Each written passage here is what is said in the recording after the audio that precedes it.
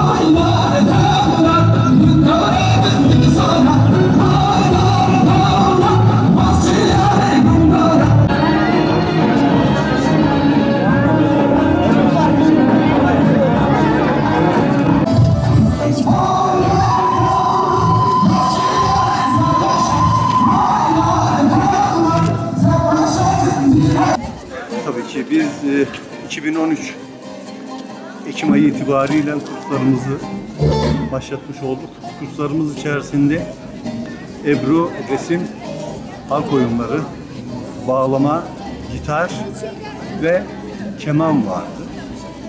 Yıl süresince bu çocuklarımız kış demeden, kar demeden cumartesi, pazar bu etkinliklerimize katıldılar. Toplam 490 öğrencimizi bu projeden geçirmiş olduk. Bugün yapmış oldukları, yıl süresince yapmış oldukları çalışmaları bugün bizlere sergilemiş oldular. Ailelerine, velilerine, annelerine, babalarına, çevreden öğretmenlerini davet etmişler. Bizler de bu güzel çalışmaları yerinde görebilmek anlamında geldik. Hakikaten çok güzel çalışmalar gerçekleştirilmiş yıl süresince. Öğretmenlerini tebrik ediyorum. Emeği geçen her insana teşekkür etmek istiyorum. Amaç halk oyunlarımız olarak kültürümüzü yaşatmak, ileriki nesillere ulaştırmak. Bunun yanı sıra istidat ve yeteneği olan öğrencilerimizi de kazanabilmek.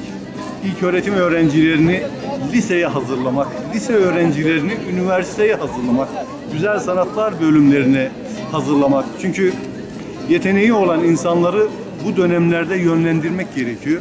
Biz de eğer bu kadarını başarabildiysek ne mutlu.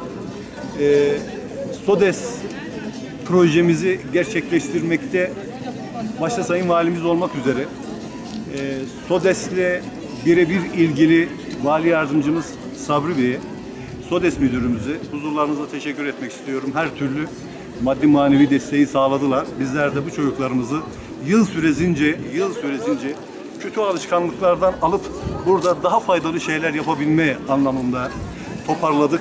Şu an gerçekten çok güzel şeyler ortaya çıkarmışlar. Kendilerini canı gönülden kutluyorum. Bu tür SODES projelerinin de önümüzdeki yıllarda devamını